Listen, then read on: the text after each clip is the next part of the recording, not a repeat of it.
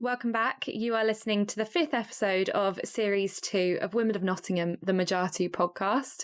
This week we've got 2 guests, out of character for Women of Nottingham, but these are 2 guests from the Women's Centre, the Nottingham Women's Centre. They do some wonderful, wonderful work. So I will be speaking to Katie Finnegan-Clarke and Ruth Tarlo from the organisation.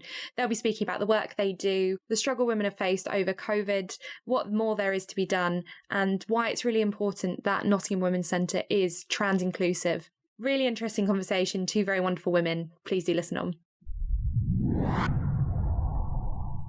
Okay, so I'm a caseworker at the Women's Centre. I'm kind of the first point of contact for any woman, and at the moment the centre is closed, so that sort of contact is over the phone. So what I would do is anybody making contact with us, I would introduce them to what the centre does and what sort of services and support that we can offer. But then I also kind of stay with that woman on a sort of journey through those services. So I can do referrals to other caseworkers and other services within the centre, and also to support services that are outside of the Women's Centre. But I will then, rather than just sort of saying, well, here you are, this is what there is, and off you go, I will then stay in contact with that individual woman and make sure that she is able to access the things that she needs, find out how that's going, see if there's other kinds of support that are needed along the way, so that there's some continuity, and we can make sure we're addressing all the different needs that there are there. Wonderful. And Katie? I'm the Policy and Influencing Officer. So I identify the kind of key issues that are impacting women in our broader community. And then I work with caseworkers and volunteers and members of our community to try and create change around those issues. So that could be at a local level, or we input at sort of national level change as well. And can one of you give me a little bit of a history about the Women's Centre, if you wouldn't mind, about sort of how long it's been there and the history within Nottingham? Yeah, I'm happy to do that. So the Women's Centre is actually 50 years old this year. Happy birthday. Thank you. We had big plans to have a big party and all sorts of fun things, but obviously that hasn't been able to happen. But we started off just as like a feminist project in someone's living room. And then we slowly kind of built up. So we got a building near Lace Market a few years later. And then we've actually been in our current building, which is a kind of huge old Victorian school on Chaucer Street next to NTU. We've been in that building for about 30 years. We have the largest women's library in the East Midlands. We have a beautiful library space which is populated with books written by and edited by women. And we run about 20 different courses at any one time. So everything from English as a second language to crafty club. And then we have a huge counselling service. So we have about 25 counsellors. And we do casework, obviously, and then we do campaigning. And obviously the whole service is run by and run for women. And a lot of what you guys do is sort of women's safe spaces. Why is that important to have, particularly at the moment? I mean, I think what we find, so we have when we were open, we had about 600 women a week coming to the building. And what we find is that there are a number of women who just feel more safe and relaxed in our space in comparison to other public spaces. There's a sense of we have a large kind of welcome space, it's called, which is kind of a free cafe. And people just hang out there. People make each other tea. There's often some free cake. And it's just a very sociable space. And I think there's a real sense of community as well, where women can turn up not knowing anyone and they will be welcomed and they can make friends and maybe recover from whatever situation they've been in. just through kind of peer support as well as kind of professional support that we offer. We're also like a one-stop shop. So we have 2 tenants in our building. We have the sexual violence service and we have the domestic violence service. And they're completely separate organisations, but they sit within our building.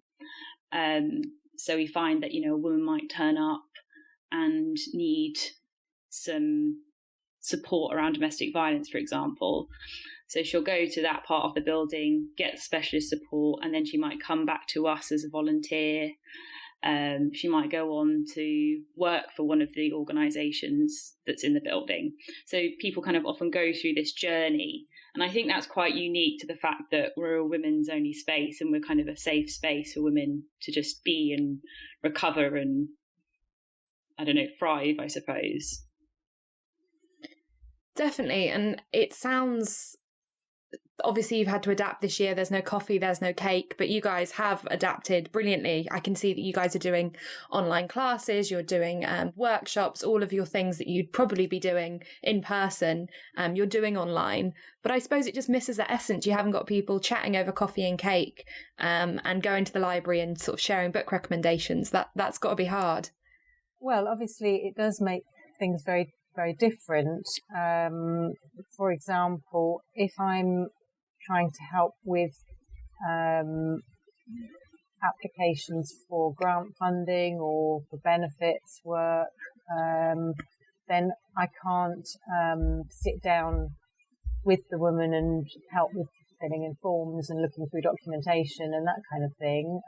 But we have adapted with that so that we can communicate with using WhatsApp or email to get documents around the place.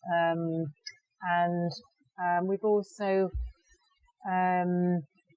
we've got a fantastic group of volunteers who've been helping with things like if we need to get something collected and delivered, we can get some help from our volunteers with that, where people are not able to get out and about or don't have transport. Yeah, it's been really hard, and I think it's been really hard for the staff as well. And that it's a community centre basically, and we're a big community. So it has been sad. I mean, I've done quite a lot of work around digital exclusion and doing research into the level of digital exclusion. So women who don't have access to laptops or smartphones or Wi-Fi, and looking at sort of developing some solutions around that. So we've managed to secure some funding. So we'll have like a library of laptops that we can lend out to our women, which will be great. But yeah, we have managed to move a lot of things online, but there are women who are left behind. And also it's just, I personally really miss the centre. Yeah, I was going to ask about digital exclusion because obviously a lot of the women that you'll be working with won't have access to regular Wi-Fi or laptops or whatever it might be, or that's not the priority when the paycheck comes in. How do you tackle that? I suppose you said that you've got grants coming through, but I imagine it's sort of it's a hidden cost, right? Yeah, I think well, there's sort of two aspects to it. So one is the sort of like Katie was saying, with making laptops available or supporting applications for grant funding for a laptop or a tablet or something like that. But the other thing is looking maybe more broadly at the sort of financial situation for the individual woman. So we might be able to help with referring on to projects for debt advice, perhaps, or for there are sort of schemes out there for cheaper Wi-Fi contracts or phone contracts. And help with kind of we have a welfare rights caseworker who can do benefit checks and help with benefit applications where the woman might be eligible and entitled to certain things that she's just not getting, or we can signpost towards, say, sort of cheaper services and other things that she might be entitled to that she doesn't know about. And I'd be interested to know how you both came across the centre, if you wouldn't mind. Are you both Nottingham based originally? Why do you do the work that you do? It's obviously you both do very important, wonderful work, but how did you end up working for the Women's Centre?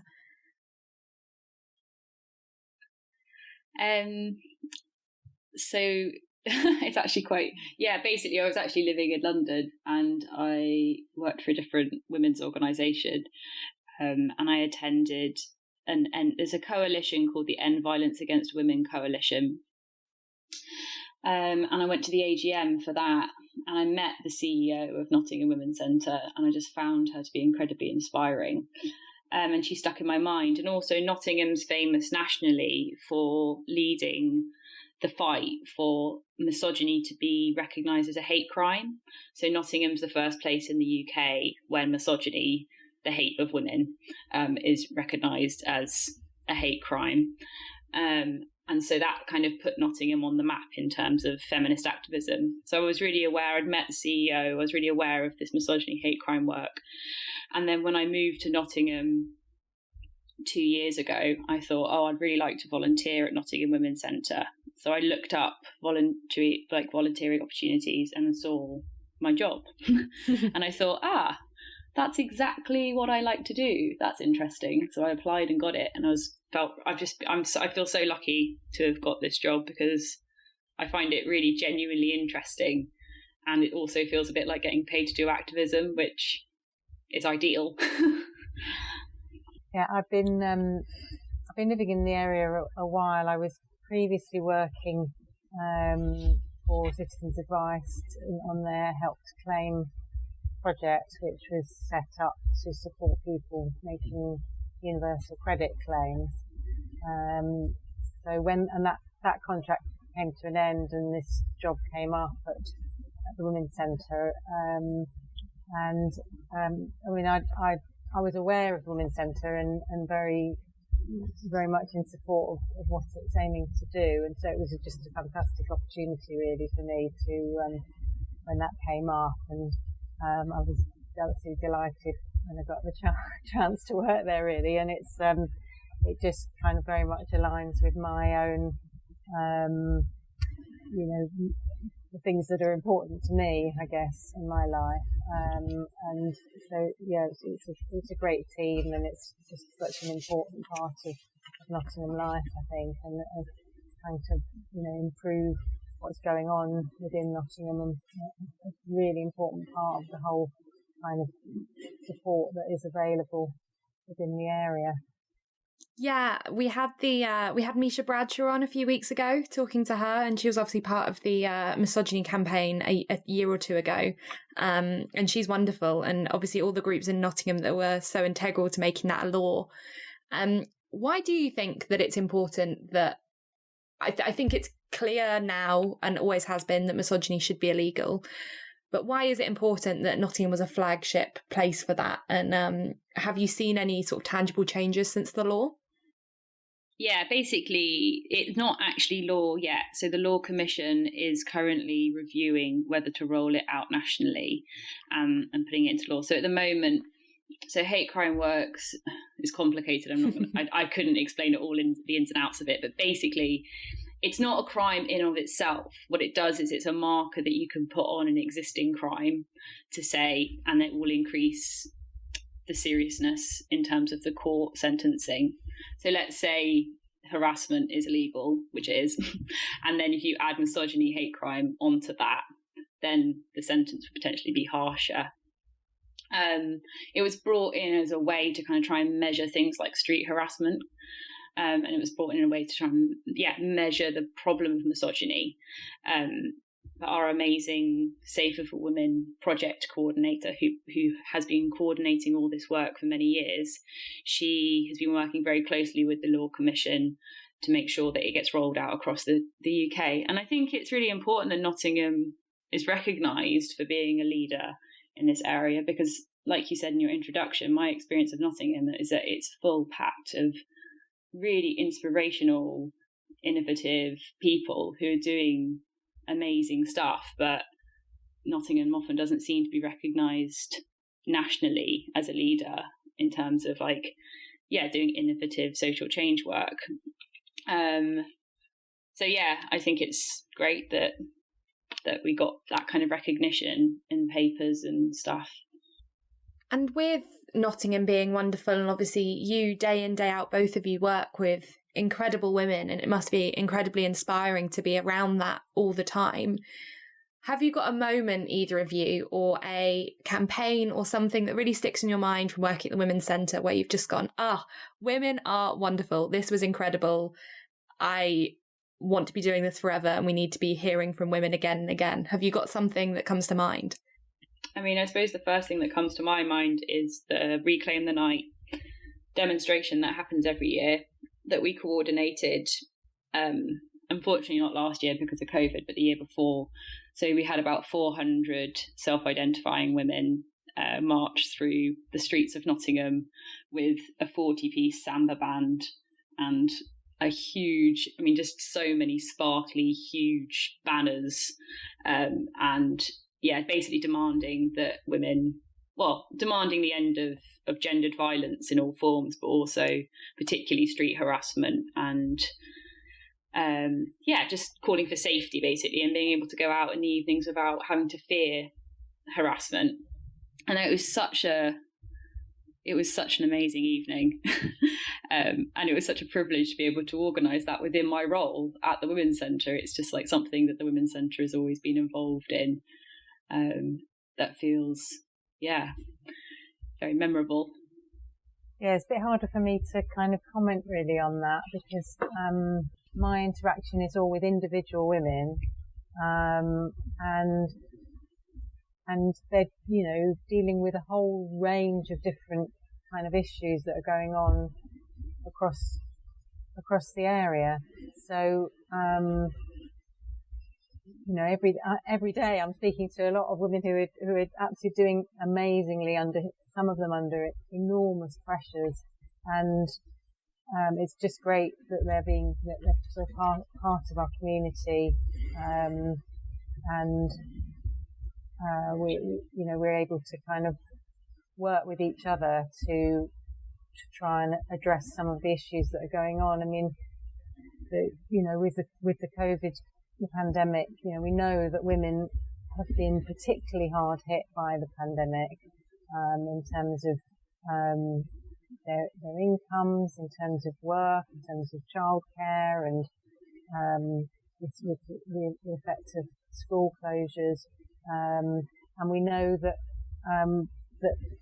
black and ethnic minority women have been particularly affected by those issues as well. And so,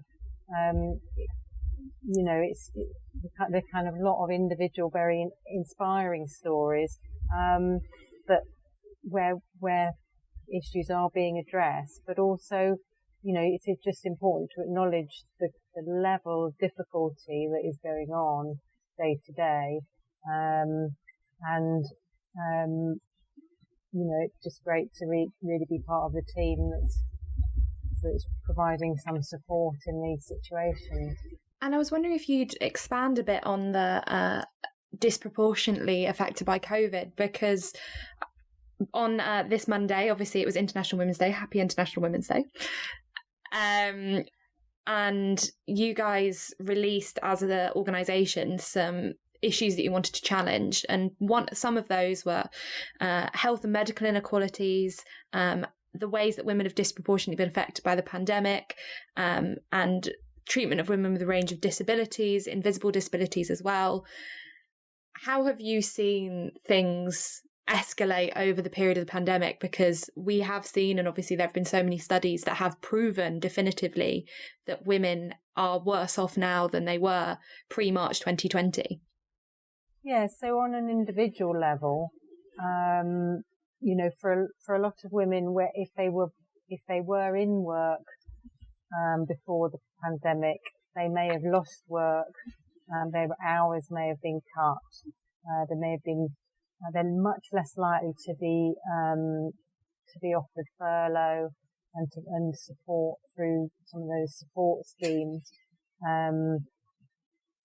And so there's sort of the effect of income on income for women who were in work.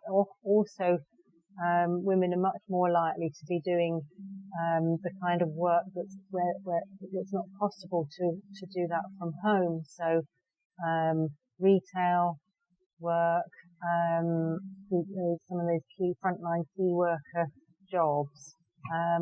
So a lot of the focus of the sort of work on work has been about people working from home and sort of managing work and home life together. But actually, for a lot of women, that's not what they're being offered, or not the situation that they're in. And then for those who are not in work, particularly for women with long-term health conditions and disabilities, we know that they're often, they may be less likely to get the uplift on universal credit. They might be on older benefits, so they've not got that extra money. And then there are a lot of additional costs of the fact that your social isolation and being at home and all the restrictions, as well as the sort of impact of price rises that we know have gone on. So, we know that the women in our area are dealing with all of these issues, as well as the effect of having children at home with them so much more, and with schools being closed and so on. Sorry, I think I've wandered off track a bit there. Can you just remind me again of your question? No, I don't think you did, actually. I think it was just about how women have been disproportionately affected, and I suppose what the ways out of that are. What are the tangible things that you guys are doing, or that we can do as a sort of society, as a community, to try and lessen that in the future?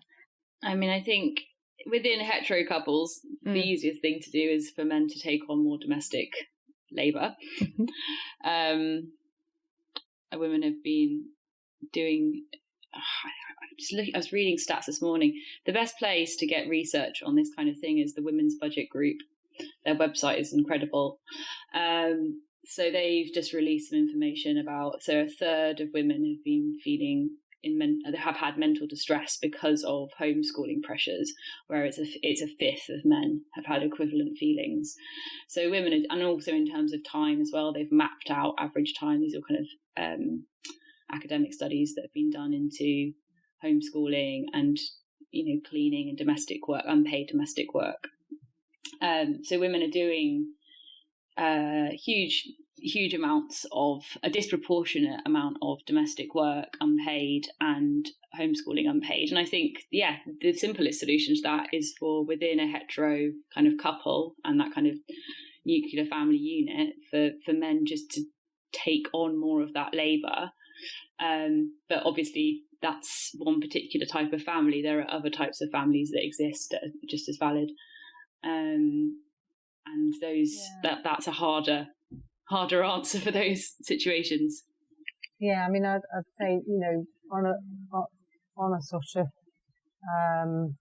broader level, we need to see a lot more support for childcare services and policies that are looking at supporting recovery from all of this need to be focused on the impact on women. You can't have gender neutral approaches at this point, because the impact on women has been so much harder.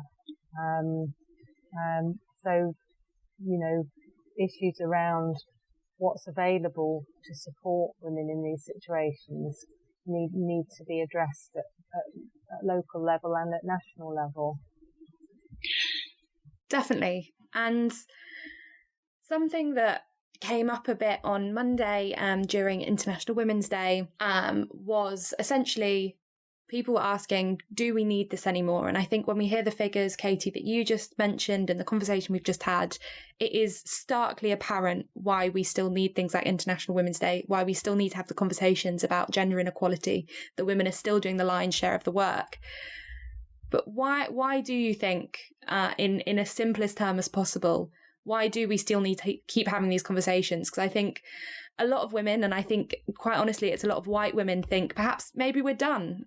Quite a lot of white middle class women probably think we don't need feminism anymore, we're done. Why would you disagree? If you do disagree, I'm assuming. Well, because the default... I said there's lots of reasons. But I think because basically the default is always going to work better for people who benefit from a patriarchal system. I don't think it's as simple as men versus women or anything like that. And also it's important to say at this point as well that we are a trans inclusive women's centre. And that's something I do quite a lot of work around. So, when I'm saying men and women, I'm also aware that there isn't just a sort of simple binary as well. But I see it as there's a patriarchal system, which is a system of power. And actually that system of power isn't good for anyone, whether you're a cisgendered man or whether you're a woman, because it's a system that it's a violent system, and it's a system where great inequality sort of is at the centre of it. And actually, even if you're at the top of that kind of system, it's still going to be difficult in lots of other ways. So yeah, I think the Women's Centre is still needed, and I think it will be needed until the patriarchy no longer exists, basically. And I was really, really happy that the Women's Centre is a self-proclaimed feminist organisation. I think we're really lucky to, I suppose, have a political label. Like, the word feminist for me is a political term. So that's my ramble. Yeah, definitely what she said. I was about to say, it's quite an eloquent ramble. It didn't feel like an eloquent ramble. There's so much to say about it, and I feel so passionately about it. It's hard to condense down. But yeah, I think it's also a very different, feminism is going through an identity crisis. I vehemently disagree with some people who call themselves feminists on some quite key issues. So I've been through a personal journey with it myself of like, well, do I even want to use that word anymore myself? Which, as someone who's been a vehement feminist since they were 14, 20 years later, that's quite a big thing. But I think the core issues of power, economic power, and intermingled with gendered violence, it doesn't really matter what you call it, but trying to deconstruct those power dynamics is at the core of what I do, and I think it's at the core of what we all do at the centre. But yeah, I'm going to stop talking now. I think just to add that we've had this sort of seeing quite a lot of focus, I think, at the moment on mental health, and it is really important, and it is really and I think the level of support there is for everybody's mental health, but particularly for women's mental health, is inadequate, and it needs to improve.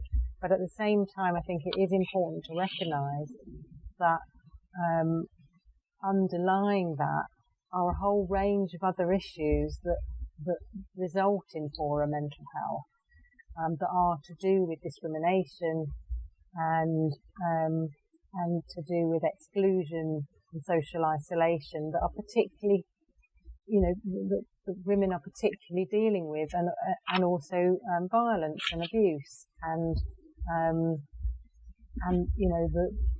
those issues are not.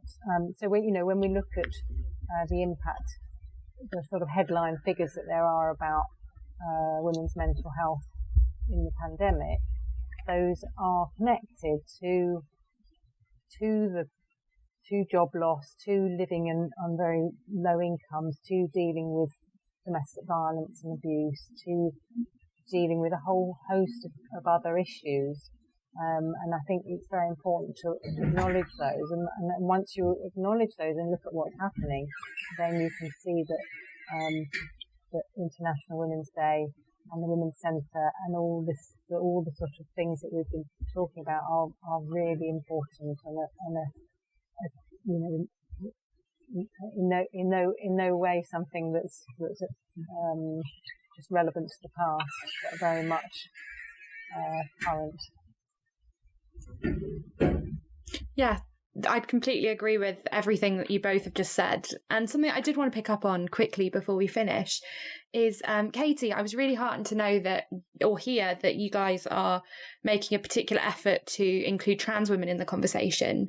And that's obviously been a huge conversation recently. And I'd be interested to know if you felt any pushback to that, or it was sort of a given, because I know that is a conversation that I know I've had with a lot of people in terms of, we won't get into women's only spaces or any of that conversation, but it just being a welcoming environment for those women, right? Yeah, I mean, so we've had, so trans women have been involved in the Women's Centre almost since, I think, inception. Mm-hmm. And we've kind of had an explicit trans inclusion policy for 22 years. And we've had trans women, use the centre as volunteers, as just women coming in to use the space, and it's literally never been a problem. And it's so frustrating. It's so frustrating that there's so much hypothetical scaremongering in the media and on Twitter that is not related to our experiences, for example, as the largest women's centre in the UK that has been trans inclusive since 1998. And they're just these kind of, it's very, very frustrating. And yes, we get trolled horribly. And we have people phone up the centre, often men actually, phone up and scream at our receptionists. And yeah, it's hard. We get a hard time for it. But I'm a cis woman and I find it hard. It's nothing in comparison to trans women who are having to put up with, increased likeliness. So trans women are twice as likely to experience domestic violence, for example, yet there isn't proper support, really, specialist support available. Trans women are much more likely to be street harassed, to experience all sorts of violence and discrimination more than me as a cis woman. Yet I find it hard having to deal with the trolling. So yeah, the Women and Equalities Committee recently did an inquiry. They're in the process of doing an inquiry into how the government handled or mishandled the changes to the Gender Recognition Act, which was dragged on for years, horribly for years. And so we've put evidence in to explain our experiences of kind of our on the ground experiences of being a trans inclusive women's centre, which we're going to publish actually on our website hopefully this week. We'll publish that evidence, and it's been published on the government website as of last week. So yeah, it goes into quite a lot of detail, and we wrote that in partnership with local trans groups and one of our trans volunteers. So there's lots of information in that about what we do as a centre, but also the barriers that trans people experience when trying to access support and services. Definitely give that a read. Thank you for sharing that. And it's so interesting that you have been operating for 20 years at this capacity, and then only recently when the conversations have happened, and you're saying it's men calling in, it's not even women that are calling in with concerns or abuse or anything like that. It's men that are then centering the conversations around themselves, which is hardly surprising, I'm afraid. I know. It's been like, it's hard. It's genuinely, I don't manage the social media anymore, but I was managing our social media for 6 months or something, and it would regularly have me in tears, the kind of visceral that we receive. And we talked to Nadia Whittam, the MP, about it, and she said that she gets more anti-trans hate over Twitter than she gets from the far right. like the kind of level That's of insane harassment and abuse she's getting from self-proclaimed feminists. She's getting more from self-proclaimed feminists than the far right. So you just think there is something gone very, very awry here. And I think anything actually, I mean, part of me obviously wants to fight back, and I'm trying to do as much work around it within my role as possible, but also everything just needs to be calmed down. And just, I don't know. Yeah, I don't know if Ruth has anything to say on this. Yeah, well, just to add that, you know, that for me, it was really important to me, the fact that Women's Centre is inclusive of trans women, and that I would not want to work in a women's centre that wasn't. And so, you know, that it's just so much, it's so central to my commitment to feminism. And I think it's such an important part of what we do. And who we are. And I think, but it is great that we've got that kind of long history. We can say, you know, trans women have been involved in the centre for all of that time, and that's been a really positive thing. And I think that's, you know, that's a very valuable experience. And as long as there are centres like yourselves out there, there can only be positive moves in the right direction, I suppose, is the only way that we can look at it at the moment, right? I hope so. Yeah, I'm hopeful. I think there's a generational thing in it, and you know that I really feel like there's not a complete generational split, because there are older feminists who are completely trans inclusive, but I think, like, I've never met a younger feminist who has fears around trans inclusion, and that gives me a lot of hope. I think hope is the right way to go into all of this, and also potentially to end, so that we're not all leaving on a very gloomy note. And the question I ask all of my guests on this podcast, and we'll go one through each of you, is what do you think the most remarkable thing about being a woman is? And people always struggle with this question, so do take your time. I think my favourite thing is sort of being part of like a wider sisterhood, I suppose. I feel very lucky to have, I don't know, I suppose, even though there's a lot of sexism, and I've experienced a lot of sexism in other workplaces that aren't women's sector workplaces, you know, often if I went into a conference, for example, and there was another woman in the room, there are, you know, 50 men and 3 women, then the 3 women would sort of get together and have a really good chat. And there's something about that context actually that brings women together, and you have like a great understanding of actually, you can understand each other in a way. So that, I just love being part of that kind of sisterhood, I suppose. Yes, I would certainly agree with that very much. It is, and I think also, you know, there are a lot of very inspiring women around, you know, active at the moment, and you know, that's something very positive. I think there's a lot of change that's being driven by women, and you know, so there is hope for the future, I think. Thank you both of you for joining me today. And if people want to find the Women's Centre, how would they go about finding, either if they wanted to volunteer or if they needed to access help with services? So if you go to our website, nottinghamwomencentre.com, and then we have our phone number up there, and our reception's open, I think 10 till, anyway, they've also got the opening times, the reception on the website, but you can call any time, and then our reception basically is the hub for the whole centre, and they can make sure that you're contacting the right person. They can give you advice, they can signpost women.